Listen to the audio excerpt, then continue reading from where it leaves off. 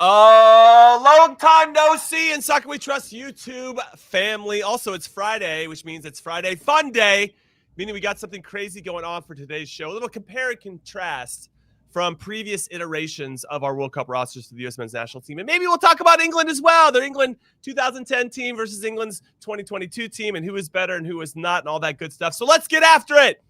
Yes. What is up, everybody? Welcome to Brad Friedel's favorite podcast in Soccer We Trust. I'm Jimmy Cream Cheese Conrad alongside Hollywood Heath Pearce, and we welcome the return of Charlie Chuckwagon Davies, who apparently had, and I'm using air quotes if you can't see me, issues with his dial-up modem yesterday, which I believe is code for I actually went to the beach instead. Chuck, explain yourself. You know, the Wi-Fi can be faulty out here on the island.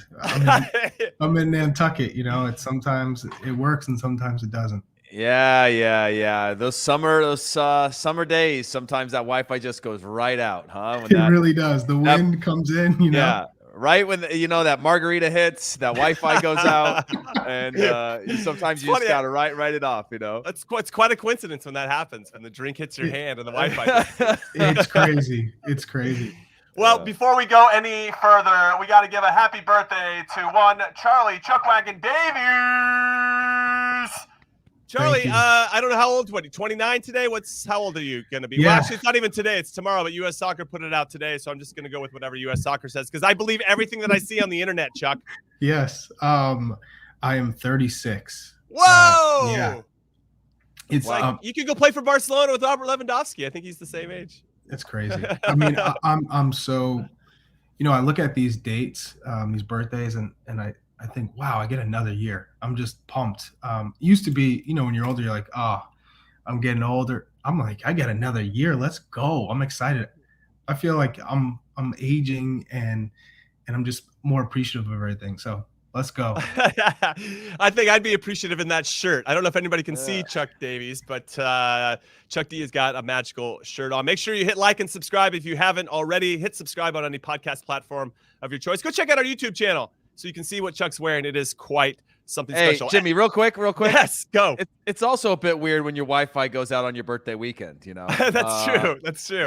I just want to point that out too. You know, Charlie was always one of those guys that didn't have a birthday. He had a birthday weekend or a week. I could see him getting up to a month at some point because he's that kind of guy, you know. That's so true. It's true. Thank you to everyone out there. Yeah, it's nice to see that. I'm glad you're joining us from the basement of your furnished basement of your beach home, your summer home. Yeah. All right. Anyway, on today's show, we're having a little fun on this Friday, as I mentioned, by doing a compare and contrast. We're going to compare our last World Cup team in 2014 to this current iteration, and then we're going to discuss our 2010 team because they were the last team to play England in a World Cup as well. And they were the generation of Charlie and Heath. I was more of the 2006 variety. If you guys don't remember that game against England, it was 1-1. Steven Gerrard scored a very good goal in the first half. Robert Green gave it back to us off a pretty pedestrian shot from Clint Dempsey, but it decided to bobble it over the net. So we got a 1-1 result that ultimately led to us winning the group, the first time we've ever won a World Cup group. But let's talk 2014 first. And Chuck, since it's your birthday, I'm going to come to you first because when I looked at the lineup that we had, let's start with the Ghana game. That was our first game in Brazil. We had Dempsey and Josie Altidore. It looks like we lined up in a 4-4-2, but I bet you it was more of like a 4-4-1-1. Clint can go get the ball wherever he wants. We got Clint and Josie up top, Michael Bradley, Jermaine Jones, Alejandro Bedoya, and Kyle Beckerman in midfield. That is we're going to kick ass and take names type midfield. We got Beasley at left back, Beasler, Jeff Cameron center backs, Fabian Johnson at right back, and Timmy Howard in goal. Pretty solid squad, Chuck. Very solid. When you look at three players in particular that I say will walk in any lineup, any generation, it's Clint, Jermaine Jones, and Tim Howard. Those three in particular are studs. They're the standouts. I'd say when you look at this roster compared to current 2022, there's a lot of names that can be, you know, plugged in. You know, I also look at how they built this team. Alejandro Bedoya is in this starting 11 because of his work rate, his commitment to the team, and not so much. You know, I don't want to take away from his talent and skill, but that's what you bring within this group is you need to plug in players who are just going to give 110%, the effort, the commitment, getting up and down, and kind of set the tone. That's what Bedoya did for this group. He was the glue. Then you have Michael Bradley and Beckerman. They were more, protect the back four, get on the ball. Michael liked to spray the ball. Beckerman wanted to just win the tackles, play simple. And Jermaine was the wild card. He would go everywhere. There was no limitations, but I really like that. In the back line, it gives me a lot of current vibes now. But would you say DeMarcus Beasley? You wouldn't consider DeMarcus Beasley in this? Not as a fullback. Not as a left back. No. So, then where does he get in? Where does he get in? Like Pulisic or Timo? Like, where are you going to put him? Who? Bees. I love Bees. I'd find. Well, he doesn't fit. He doesn't fit in a diamond. That's for sure. But you would play a different formation if you're going to get Bees on the field. But Bees would be competing with Christian Pulisic right now for that spot. Bees That's in wild. His prime. That's wild to think about, by the way. Mm-hmm. Yeah. Yes. So Bees in his prime would be a left winger competing with Christian Pulisic. So I think that was a tough ask for Bees, in his best because of the skill level that and quality that Christian possesses. But again, Bees was so consistent, and that's why he had been a part of 4 World Cups. I mean, it's also hard. 2014 is also hard because you're talking about a 32-year-old Bees versus PSV Eindhoven Bees. We can talk about 2010 Bees, and I mean it still goes into the conversation. I mean, I'm going back to 2002 to 2006 Bees. Like that was peak Bees to me. By 2010, I think Bees he had transitioned. I think he had hit that ceiling and was still obviously an unbelievable player. But when you talk about like teenage to early 20s Bees, and that's the theme for me on this roster, Jimmy, is when I look at that starting 11. The difference is between this group and that group is most of these guys are in that prime range, right? And I know prime is getting younger, but you're talking about Clint Dempsey would have been 31, right? 83. Yeah. He would have been 31 in 2014. Josie would have been the youngest, but Michael Bradley, 27. Bedoya, 27. I think it's around that age. Beckerman in his 30s, Jones in his 30s, Cameron in his 30s, Beasler in his 30s, Beasley in his 30s, Johnson, I think probably around 30. Experience. And but no Landon Donovan. yeah. But which came back to haunt them, right? In the end. Yeah, we could argue that. But sure. What you are looking at in this group is take obviously you take I guess Jeff Cameron out of that, and Brooks was on this team. He scored in this Ghana game. Mm-hmm. Yeah, so I mean, what you're talking about is some serious experience, professional experience, international experience, World Cup experience, and I think there's a huge value in putting that because you go, okay, there's nothing that these players haven't seen before. Now, our players, you go back to Nations League, and then you go Gold Cup, and then you go World Cup qualifying. They did a great job in all those, but none of them had done any of those before, and that's what they're relying on to go into a World Cup now. Where, yes, it's the Middle East, and yes, it's Qatar, and yes, it's not going to be necessarily as hostile as maybe qualifying was, but very different and emotionally very different. I've never been to a World Cup, Jimmy. Only you can speak to it from this group of that first step onto that field and that nerves you get of like, man, it's one thing to talk about. It's one thing to have the pressure. It's another thing to just actually now you're living out your dream, but now you got to turn that into something. And this group, Christian Pulisic, Champions League final, no problem. But a World Cup for this entire group, that's going to be something different. No, I'll jump in with that experience and say that what I found interesting throughout that process when I ended up making the team is that the buildup to the event is long, and you talk about it a lot, and you're working really hard to step on the field and to represent your country in this event. And there's a lot of people behind the scenes, not in a bad way, but just like, oh man, I hope you get to play. There's just so much of that. And then finally it comes. And what I realized, and I think I've discussed this before on the podcast, is that you're ready when the whistle blows, or you're not. It actually doesn't matter where you played before, if you played in Europe, played in an MLS only, or what you're going to do afterwards, if you're going to make the move, go to a bigger club. It doesn't matter. Are you ready when that whistle blows at that particular moment? Because in my World Cup, it just felt like there was maybe the expectations were too high. In 2002, we kind of came out of nowhere and beat Portugal, scored 3 goals, held on till the very end, 3-2, ended up playing Mexico, a familiar opponent in the round of 16. Everything kind of worked out. We played fantastic in that. Played even better against Germany, but lost in the quarterfinals. And it felt like we were supposed to surpass that. And then maybe the expectations of that same core group. I wasn't part of 02, but I was a part of 06 with a lot of the same players.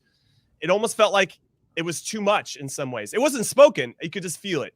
And so once we lost that first game to Czech Republic 3-0, the vibes were not the same, because when you got to win that first game. Did it feel like failure? Like coming out of that? Because personally, you've achieved a dream, a goal, right? But you're at a World Cup, and going 3 and out is not a success for any U.S. national team to go into a World Cup.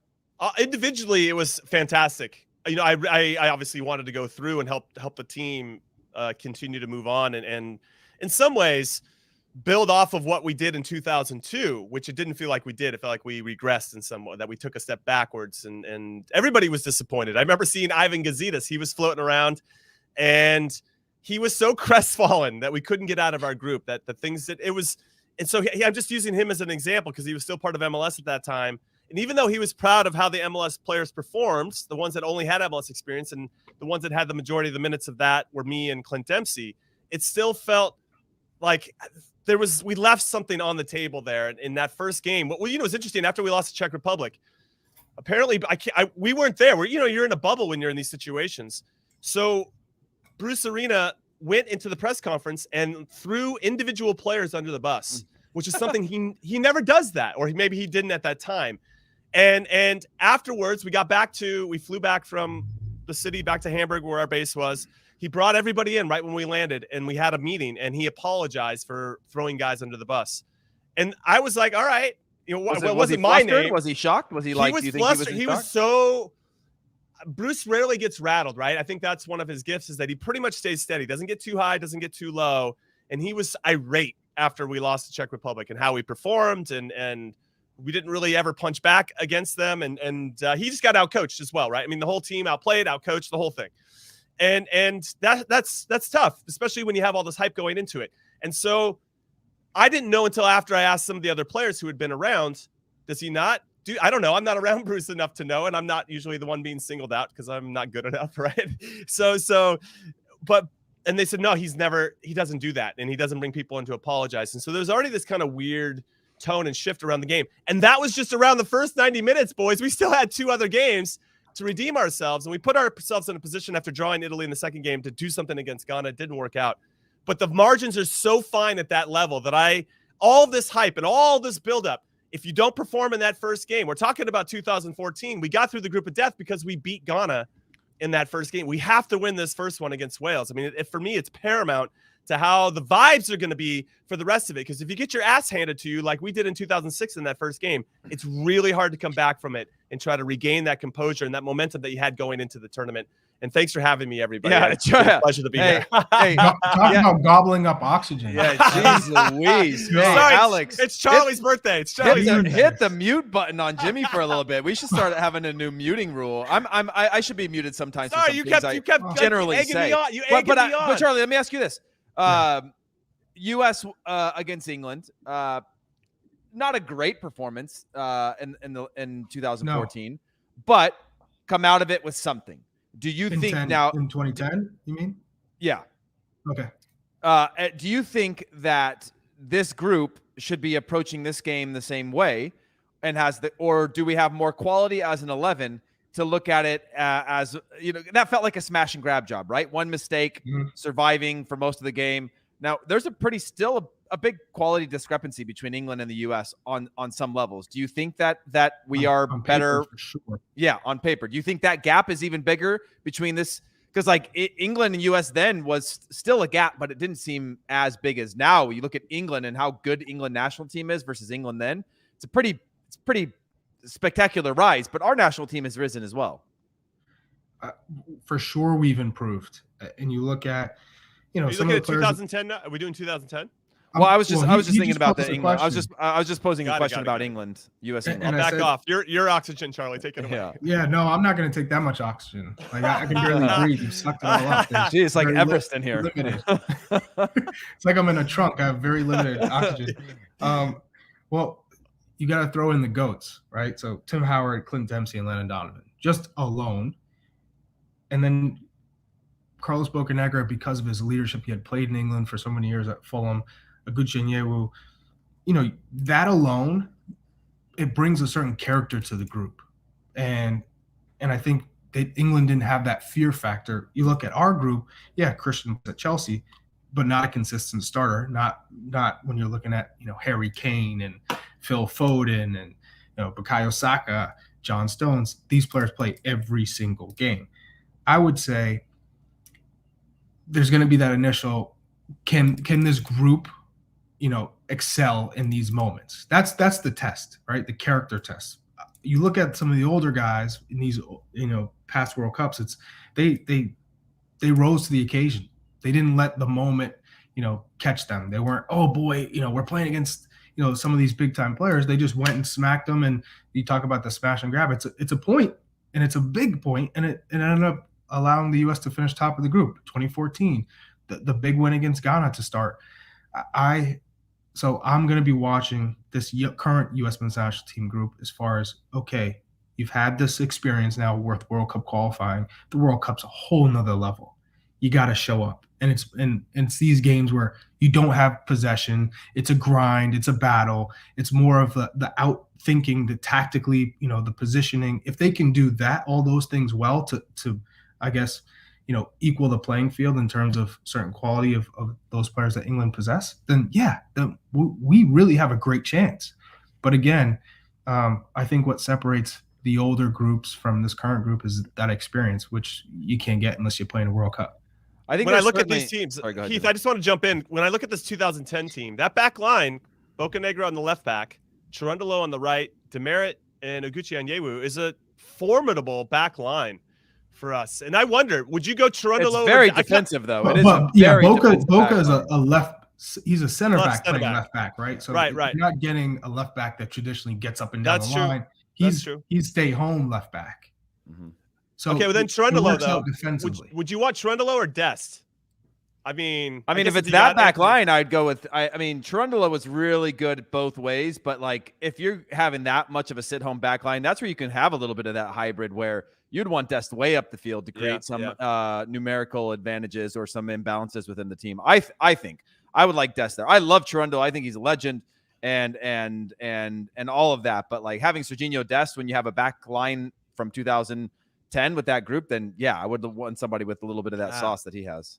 Yeah, wow. That I'm just like I guess I played with Carlos when he played left back, and he's not bombing forward, but he had DeMarcus Beasley in front of him, so he didn't have to do as much of that work. And to your point that you mentioned earlier, Heath, the formation, right? Bees plays a specific formation. It would have been nice to see peak Bees though, maybe running around with Timo Weah and Christian Pulisic and those guys to see, and Landon as well. We haven't really discussed Landon, so Charlie, you want to hop in and talk a little bit about Landon? Would he fit into this 2022 team? And where? Landon? Yeah, but I mean, but where? You put him at 9?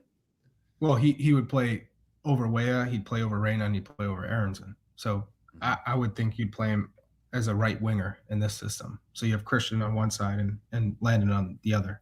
Then I'd throw Clint Dempsey up at the 9 right now. So yes. Clint Dempsey would be perfect. Yeah, but then I'd put Landon at the 10 then. If I had Clint, I'd be okay with that in the three-way midfield. Why wouldn't you play Landon on the right?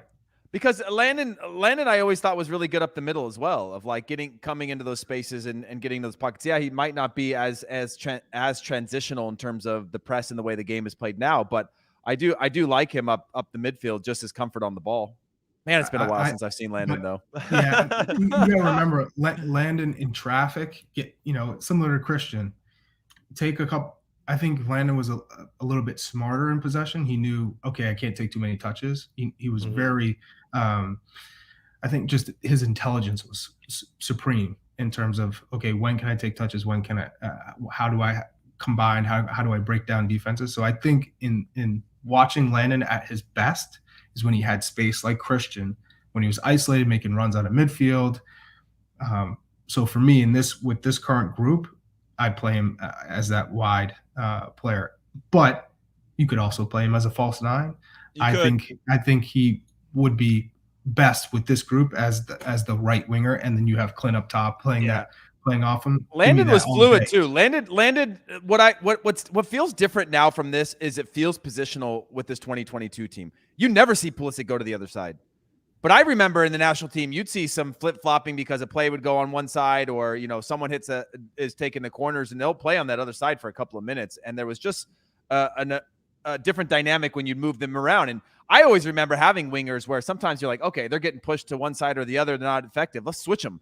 And you can't move Pulisic. Pulisic is going to play in that same exact spot every single time. Yeah, not moving. Yeah, and that's something different.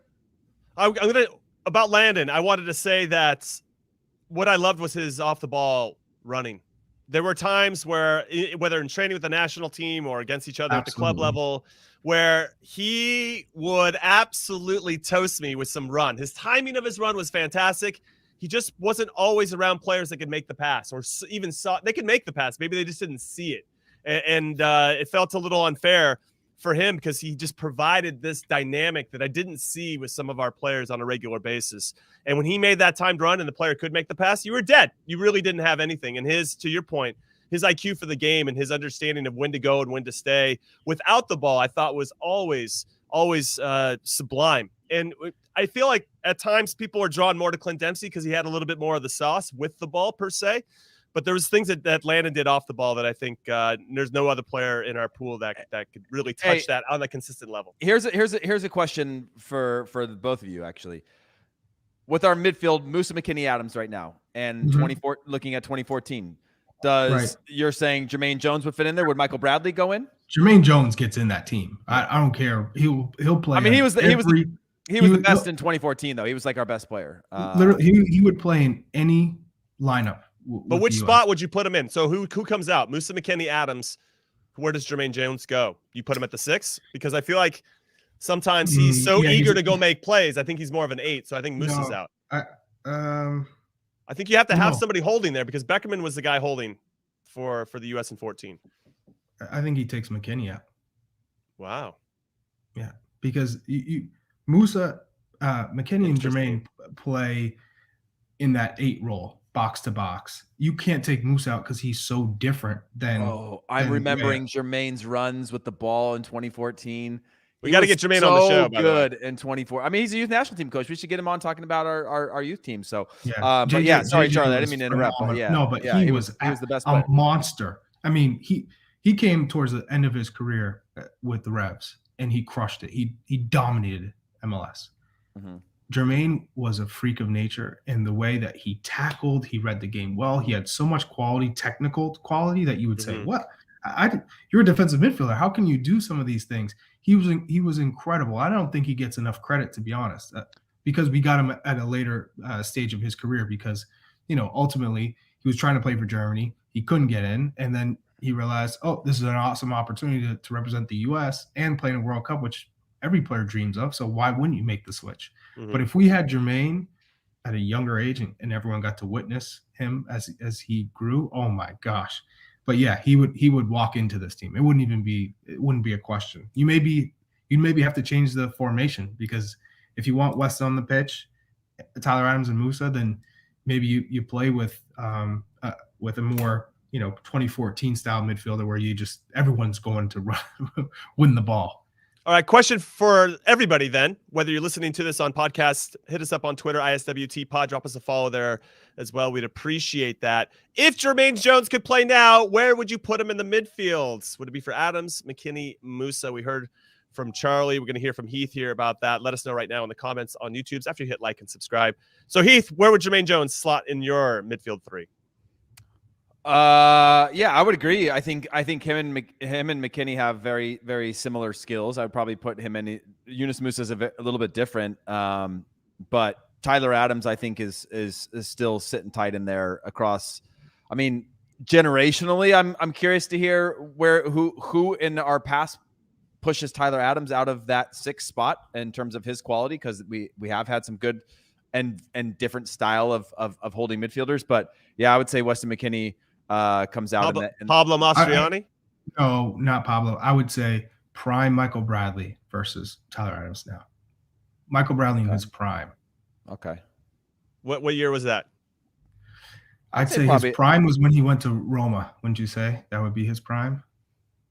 Was that a 2012? I mean, that would have been around 2012, 11? 2012, 2013. I'd say after that 2010 World Cup. he started to come into his prime. No. Roma had to be later because we're in 22 now, and he's like 6 years into MLS. So it would have been. He came to Toronto in 2015. Yeah. So maybe 2013, 14, I guess he would have gone to Roma, because you only in Roma for what, one season, 1.5 seasons? Yeah, but I'd say that was kind of correlated when he was at his prime with the U.S. Okay, this is the kind of guy who went to Roma and was like, I'm going to take De Rossi's job from him, and that's his mentality of a player. Mm-hmm.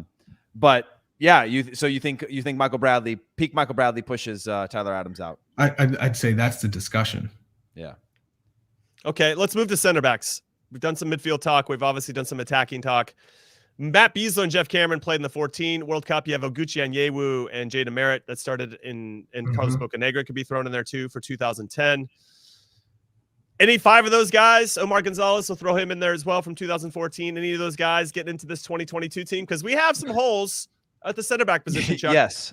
Or Heath. Go ahead, Charlie. I think all of them. Yeah. All of them. I agree. All of them, dude. We have Jimmy, are you crazy? Come on, you're a center back. Let's be real. I just throwing it to you guys first. I took up a lot of airtime. I'm trying to be. I would say Omar Gonzalez is the one that's probably on par with the rest of them in terms of his national team career. Yeah. With Zimmerman, but you talk about Bocanegra, Demerit, Onyewu. Yeah. Onyewu in direct. Yeah. Put him in now. I just want to make sure. Even Jeff Cameron. Jeff Cameron was a really good center back. He was so athletic. He could cover ground. He could pass the ball. He had really good feet as well. I think he's an Aaron Long. I think he's the Aaron Long of this group. He is. Yeah. Yeah. So Jeff Cameron, my only concern with Jeff Cameron was that he had instincts of always wanting to go forward. And I love that about him, except when we needed him to stay home and be disciplined.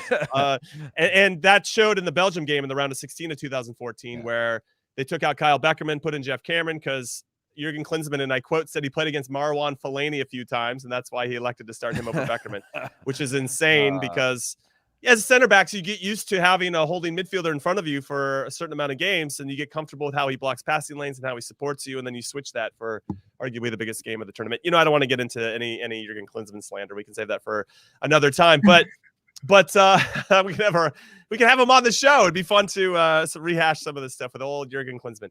But I find, Cameron not as much for me. Beasler, I think what I liked about Beasler, really steady and obviously could hit the big switch. He's kind of like the John Anthony Brooks of the group, right? In some capacity, that left footer with good ball skills. But I'm with you 100%. Demerit, I think that energy, that spirit, always never say die. Cover a ton of ground, talk about a great athlete. Oguchi Onyewu, Carlos Bocanegra, you got that experience. Those guys have been around and seen some things. All 3 of those guys would slot into the team. I watched no problem. Gooch put David Villa and Fernando Torres in his back pocket. And I remember going into the game and go, Gooch, you're my big brother. I love you. But this is Torres and Villa. Like, hey, Charlie, to be fair, though, when we played against Spain in 2008, Gooch got beat by Xavi and scored on the 82nd minute after we had 1%. That's Xavi, though. we had 1% possession that whole game. I think that was the lowest possession I've ever had. I've never been more amazed in my life on the pitch playing against someone than playing against Xavi. Yeah, that's when you clap. When they're clapping to the fans, you're clapping with them to the fans. You're going like, it's like the Harlem Globetrotters. You're the other team. Like you're part of the show. You go, wow, dude. I mean, levels. Put some words behind it. Or why? Because I feel because a lot of people that can see Xavi and understand it and watch his little highlight videos on YouTube set to EDM music or whatever. But what is it when you're in person? Because I got to play against Zidane in person and. You can, but it's like to see it in person. It's just like this guy is unreal. The weight of his passes never looks troubled. I don't even think he's sweat. Well, you're talking about Zidane in terms of aura, just coming onto the pitch, and I felt that with the 2007 Argentine team when we did Copa America, right? Yeah. They came out and said, "Oh, Hollywood, this is a Hollywood team." But the against Xavi on the pitch, I'm athletic. I feel like I could outrun anybody. I could muscle off anyone off the ball, especially when they weren't expecting it. With Xavi, for the entire time I was on the pitch, I tried to cheat one way. I tried to fake him out. I tried to anticipate, force him to his left foot, make him take more touches. He always was 5 steps ahead. Always. And I said, okay, this is the time I'm going to get him. He'd take one touch. I'd say, okay, this is how I'm going to get him. He's going to take more touches. He would, or he'd take one touch. He'd take two touches. He always would drop his shoulder and throw me off. And I'm like, I'm so much quicker and faster than this guy, but I can't touch him. I could not touch him. He always found a way to create space for himself, and his head was on a swivel. And because he was always looking everywhere, you never knew where he was going to play the ball. And I think that unpredictability was what set him apart. His first touch was always like in a perfect direction. It was either stuck on his foot or was right by you. The first touch that just glide right by you, and you're just like, this guy's perfect. It is something to be seen, I guess. I don't know if that's the right phrase of words, but when you're around a world-class player, you get to finally understand the definition of world-class, because that gets thrown around all the time. Even as us as players are coming through, like, oh, that guy's got a little something to his game, and then you actually see somebody who's got the complete package. And like that actually is world-class. Heath, do you have any examples like that outside of Xavi? Did you go against Iniesta or anybody else that was world class? You just like, God damn, this guy's amazing. Yeah. I mean, thinking through just sort of the games, playing against the young kind of Sergio Aguero, in terms of the things that he did. Now, he didn't have like that quality that, I mean, obviously he's gone on to be an incredible goal scorer, one of the best ever, but like he didn't have like a certain technique or something to it, but there was just a power and explosiveness that was just really hard to predict. Like the things that he did at full power. And so he was one that stood out to me.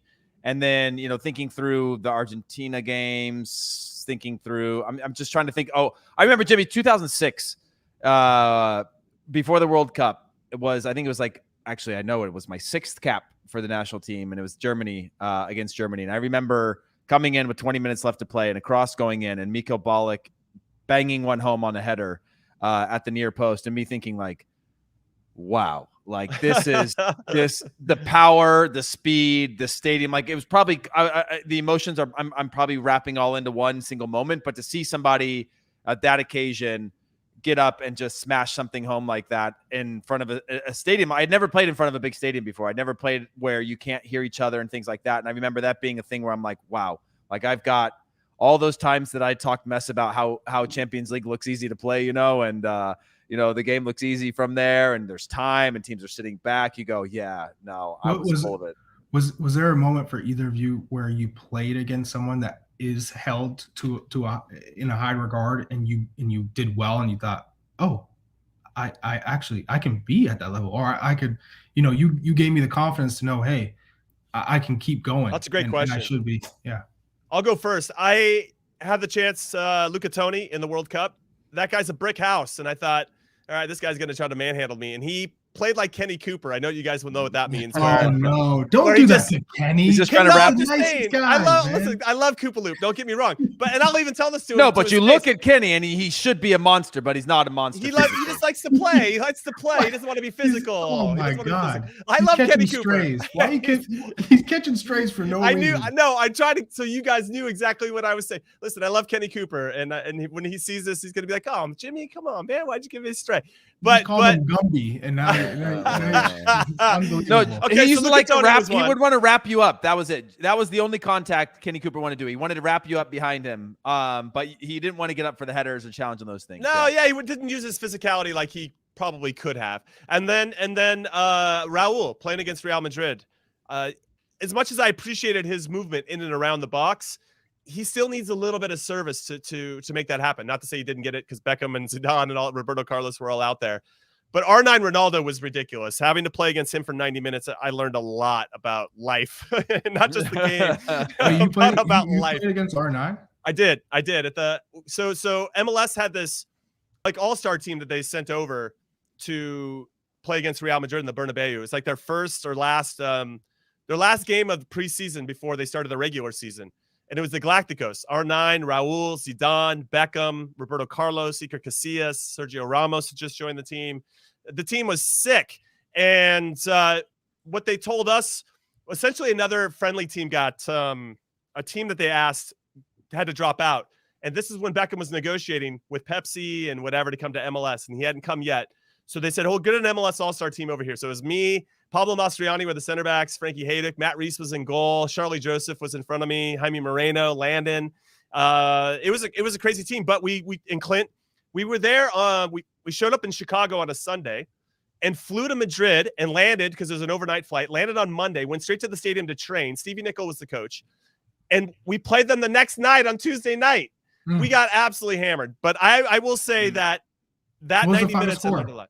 It was 2-0 at half, and then it's 5-0 the final score. 5-0. You know, it loses the rhythm after you make the subs, Charlie. You know, it's totally. Becomes more of a. Dude, they brought on Michael Owen and Steve McManaman in the second half. Anyway, it's an incredible experience, but just to be on the same field as those guys and to see how efficient they are when their movements, they don't waste energy, and I think I really appreciated those little things that, as Heath said, you see it on TV and they make it look so easy. You think, oh, this is not going to be a big deal. But when you get out there, you realize how much more difficult it is. I mean, you're talking about you played against one of the greatest teams of all time. All time.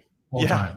Like, and we had like a day and a half top 5 of all time for club. Yeah. I would say for me to answer it quickly was where I felt like, oh, wow, I think I can compete at this level was playing against Spain and Santander, where I had David Silva and Sergio Ramos, who was a right back still at the time. He hadn't moved to being a center back, and Sergio Ramos just overlapped every time. David Silva driving inside, and it was just me out on an island, just having to figure it out. And I remember thinking like, oh man, I laid out for a tackle one time, and David Silva like faked the cross, and then all of a sudden I was able to recover and get to it. But I laid down for this like block, and he was still like, "Where are you going, man?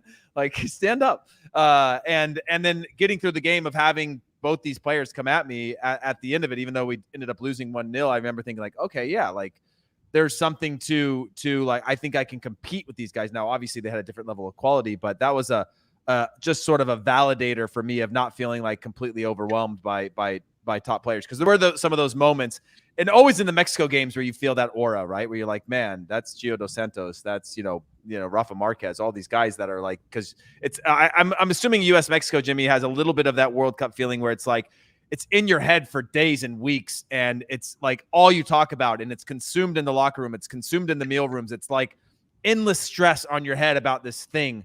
And I can't imagine what the World Cup is like, but like that's how it's interesting that you say that, because that first 5 or 10 minutes is really important to kind of feel like you belong out on the field. Like the pass that you make, even if it's a simple pass, just like, all right, I can run with these guys, because you've already seen 5 or 10 minutes of how they're going to play, what they're looking for, where they're looking to create space. And Charlie, yeah, who's your it's one? fascinating. Who's your the time that you played? That it would be Spain, Carlos Puyol. And I remember, this was probably the defining match for me in terms Confederations of Cup semifinal, right? Just for context. So 2009, we're playing Spain, and Sergio Ramos is the right back, and Carlos Puyol is the right center back, and he was man marking me. I felt like for the most of the match. Capdevila was the left back, and I'm not so sure. Oh, and PK was the other center back. So PK and Puyol, Casillas in goal. And going into the match, Del Bosque was saying how this striker for the U.S. that they have, this 9, has a lot of pace, and he likes to stretch, and he's a game changer for them because he gives them that different element. And so I knew I had to give something else in this match. It can't be just speed. You have to be dynamic. You have to figure out different ways to have success against a team like Spain, because you're not going to have the ball, and if they drop in behind, then what are you going to do? So I remember there was a couple balls played deep in our midfield to me, and it's me versus Puyol, and Puyol's coming full steam ahead, barging into me, and I won a couple of headers, and I said, oh my, I'm beating Puyol in the air. And then I was able to take down a couple of balls with him hitting me from behind.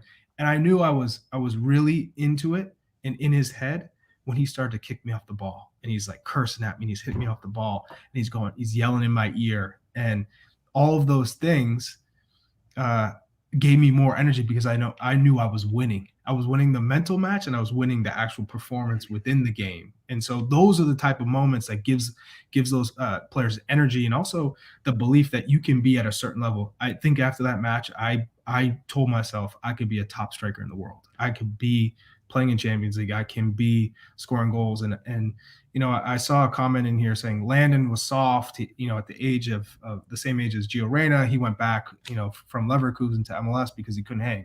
I would also say, did you watch Landon in that tournament? Because in the final, he cut, I forget which player, Ramirez, to score that goal to put us up 2-0. That was world class. We're talking about a FIFA final against Brazil, and Landon showed up. And Clint showed up, the whole tournament because I think he took bronze ball maybe. But hey, and also Charlie, just to give context for anybody that doesn't know, this is Spain who goes on to win the World Cup. This is Spain who were at 30. I think it was 39 games unbeaten, which is maybe was just recently broken as a record by maybe it was Italy or something like that. This is the team that had just had, Puyol and Piqué had just gone back a season before from Manchester United to Barcelona and become a massive star, where they went on to win, I think, the double, things like that. This period of time was Spain. And so to put it into context for your performance against them, us beating them in the semifinal, and then your belief, it's a massive deal. It's not like Spain throughout a period of time where Spain was kind of weak. This is like the biggest win in U.S. men's national team history. Oh, for sure. I mean, it's a FIFA tournament semifinal, and it was also on my birthday in 2009. There we go. Man, there it was. Hey, look at that. But I will also say, in these type of games, the final, the semifinal, you talk about experience and how that helped kind of shape what the U.S. is capable of. I think after that tournament, the supporters, the players in particular, I think we all realize we can win a World Cup. We're not that far off. Yes, tactics have to play a big role in us winning those games, because if you're looking on paper, you go, oh, this guy's starting for Madrid and this guy's starting for Chelsea, and you can go down the line. But in terms of belief and tactics, we still have enough quality to win those type of games. But again, it comes down to coaching. I thought Bob Bradley had a fantastic tactical game plan for Spain and Brazil. I think we beat ourselves for that second half against Brazil in that tournament, because we took our foot off the gas. But I felt like in my position, most strikers were the Brian Chings of the world, the Connor Caseys, the taller target strikers. And I was a little bit different. And so I felt like I had to add their game to mine to really excel. All right. That is fantastic insight. I love story time with Chuck and Hollywood Heath. We're going to take our first and only break of In Soccer We Trust. But when we return, we're going to talk a little bit about England and their 2010 team versus the one that they have now. And if any of those players from 2010 could fit in this 2022 roster. Don't go anywhere. When most fans think about gaming, they think of one name, and that's cream cheese. Honestly, we'll probably win 7 championships. He never met the expectations that he set for himself. It's just a matter of time until cream cheese is no longer the face of the franchise. I need to win a championship. I want to win one year of my life. I don't have that much time left. Welcome back to In Soccer We Trust. I'm Jimmy Conrad, also known Cream as Cheese Conrad. Now, for everybody that's listening on podcast form, you don't get to see the Paramount Plus commercials that we're rolling here on the YouTubes, but there's a mockumentary coming out about an esports player named Cream Cheese. And these two chumps have started calling me Jimmy Cream Cheese Conrad. That's okay. I've given them nicknames as well. Charlie, Chuck Wagon Davies, Hollywood Heath Pearce with you guys. Hit like and subscribe anywhere you're getting this and enjoying this type of content. We appreciate your support as always as we build up this community as we lead into the 2022 World Cup. Let's talk about one of our opponents, though, Mr. Cream Cheese here. And for those that can't see it, I have a sign behind me that says it's not coming home, and I signed it Cream Cheese. So that's me putting my flag in the ground that England are not going to win the World Cup, though they feel like they should, since they got to the semifinals of the World Cup in 2018 and got to the final of the Euros in 2020, and now that's like their next step. It's not going to happen. But let's take a look back. Heath, I'll come to you first. The 2010 team that played us to a 1-1 draw had Emil Heskey starting up top, Aaron Lennon, Frank Lampard, Wayne Rooney, Ashley Cole, John Terry, Robert Green, Sean Wright-Phillips started that game, Steven Gerrard, Ledley King, Glenn Johnson. They're okay. When I start to think about these names, maybe the midfield stands out, right? Because you have it looks like you have Lampard and Gerrard, who I don't know if they played well together, but they're both obviously very decorated players. And then you have Rooney floating around underneath Emil Heskey. I mean, that's pretty formidable in terms of their attack. I wonder if any of these 2010 players, though, could fit on this 2022 team. Maybe Ashley Cole back instead of whoever Rooney? they have. I mean, Rooney, okay, sorry, Rooney, yes. Rooney's got to be in there. Rooney's playing. Maybe the midfield. Maybe one of Lampard or John Terry's playing. over Stones. John Terry's 100% playing. Over Maguire, probably over Maguire. And Ashley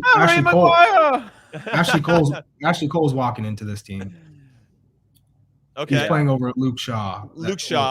So Terry over Maguire, Luke Shaw over, Ashley either Cole over Shaw or Chilwell, right, on the left side. And Ashley Cole's walking into that. So right now, the bookies in England are saying that Mount, Rice, and Foden will start in midfield, and that Grealish, Kane, and Sterling will be the front three. I feel like Rooney's got to be in that front three somewhere, or in the middle. And then Gerrard or Lampard, would those guys get in over Mount and Rice? One of them, I think, would. Yeah. For sure. Gerrard. I was saying, I don't know. Lampard didn't always kill it for the national team. No, but Gerrard is. Both of them. But Lampard's Lampard and Gerrard is Gerrard. I know. I'm just trying to throw it out there to. Yeah. But again, this is it's hard because you're taking the entirety, and this is going back to, peak Michael Bradley versus Tyler Adams. Like Tyler Adams got 5 years till he's peak, right? So we might see a better Tyler Adams than a Michael Bradley. Good point. Peak Michael Bradley. We're in hindsight of what that was. So we're taking the best moments and putting that against Tyler Adams, who's going through that sort of growth curve right now. And so it's hard to say where Mason Mount ends up in the grand scheme of things, or Phil Foden where he ends up in the grand scheme of things. But Lampard and Gerrard, in hindsight, because we're taking the sample that we want from that, they've got to be on the field in this current team. And then we got Harry Kane starting no matter what. Like Heskey, who actually had a great assist to Gerrard in the goal against us. And that's a Heskey. That's not the meme Heskey. That was still Heskey at a pretty decent level, Chuck. But Harry Kane's going to be your automatic starter. So who's on either side of him? If you have Rooney, I'm just kind of curious if we kind of mash up this team, because it's interesting. It's always tough to compare generations of players, but that's what we're doing today. It's a Friday fun day. Yeah, I mean, if you had Kane, then Rooney and Foden at this point. I think Phil Foden is the top player out of Sterling, Saka, and Mount. I think Foden has kind of separated himself from the bunch, because Phil Foden is just, he's quality, and Pep Guardiola just continues to push him and help him develop. So I'd say Kane, Rooney, and Phil Foden would be the front three. That's a unbelievable front three, by the way. Yeah, because Heskey's not playing, Milner's not playing in that front three, and Aaron Lennon was the starting in 2010. Right. So yeah, then you wonder what Jude Bellingham will turn into. I mean, he's still on this like rapid rise, and I don't think he's even come close to his ceiling. And what a talent! So, Saka, Jude Bellingham. I think Sterling has already peaked. I think he's coming down. They're already rumored that he's going to make a move to Chelsea, which could happen. So, yeah, I mean, it's they have a lot of talent, but I would say our talent, is also. We have a lot of depth, a lot of stronger players who are still on the rise. Again, these next 6 months are going to be crazy important for us. The health of Gio Reyna, what does Timothy Weah do? Because, he's been linked with Valencia, and maybe does he move up to the 9th spot? Jonathan David's still at Lille, so. But Timothy also that Weah's growth curve, Charlie. The growth, like our players are young enough that 6 months is a lifetime in their careers, yes. Right? We're not talking about just health. We're talking about development. 6 months is a double-digit percentage of these guys' professional careers, and so the growth curves of them could be absolutely massive. Versus again our previous teams where we're talking about players in their peak. It's like, can we stay healthy? Playing time or not, you kind of had your team. Whereas these guys, we've seen the rise of them go through these challenges. It's pretty big deal these next few months. So I think Serginho Dest stands the biggest opportunity to improve if he stays at Barca and he plays under Xavi, because I think just from a tactical standpoint and a decision-making standpoint, he's going to grow considerably playing at Barca. and that will really help the U.S. men's national team at the World Cup. Yeah, 100%. I'm looking at, and speaking, go back to England very quickly. They played 4 games in that June window. They lost to Hungary 1-0. They drew with Germany 1-1, 0-0 with Italy, and then lost to Hungary 4-0. And I wonder, we're going to have special guests. The reason I bring up England again, because Julian Lescott, former England international, is going to be joining us next week as our special guest. Look forward to getting some insight from him. He's just been coaching the U21s with the Three Lions, and he's going to have a lot of insights on what they're going to look like moving forward. We're also working on Daniel Sturridge to come on the show as well. He can, another resident number 9 that Charlie can have a counterpart. He's actually in Boston, Charlie. I should connect you guys because I think he's just hanging out to make that happen. But do you think England has anything to be worried about? And Charlie, I'll come back to you, birthday boy. With only scoring 1 goal in their last 4 games, their 2 games in September are Italy away and Germany at home. Mm-hmm. And they still have some issues. And even though they have all this promise and they're dealing with always the expectations that their country expects them to bring it home and win the competition, they're not free from figuring out a way to not score. They're not scoring right now. So I'm kind of curious. Is that something they should be worried about, or it's just like whatever? No, I don't think so. But come September, and they're still in the same spot, I would say yes.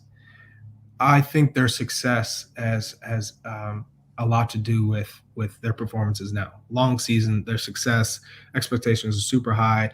I think maybe the concentration levels weren't there. Maybe they took their foot off the gas a little bit because they're feeling themselves. This is kind of a one of those moments that gets everybody to kind of say, okay, let's get back to what we're doing to put ourselves in a good position to win a World Cup, because that's ultimately what this group is trying to do. So they have the quality to do it. So the World Cup is all about chances and making the most of it. So I think I would not put too much stock into England's recent performances. If anything, it's going to allow them to refocus and get in the right mind frame for a World Cup. Yeah, they got Iran first. That game is going to be on November 21st, and that'll kick off at 8 a.m. Pacific, Eastern time. So we're all going to be pretty eager to see how they do in their first game, and I'm sure their whole country will be feeling the same. Because as we've discussed already, winning that first game is of the utmost importance. It definitely increases your odds of getting through. All right, let's get into final thoughts for this Friday fun day. It's been all over the shop, and that's just the way that we like it here on a Friday. Heath, I'll come to you first. Any final thoughts about anything we discussed or anything you want to maybe touch upon that we haven't discussed yet so far? No, I mean, it's just a reminder that generationally we've had a lot of talent in our national teams in positions. I think this group again is probably collectively more talented than any generation we've had. But again, when you're putting that when you're throwing that into a World Cup, and talent doesn't mean anything if the experience can't sort of translate. And we've always had experience come World Cup time. So this is a unique timing where it's not 2002, where it's, Landon Donovan and DeMarcus Beasley are sort of breaking onto the scene as your breakout young stars. This is a team of young stars, but still lack that experience of World Cups.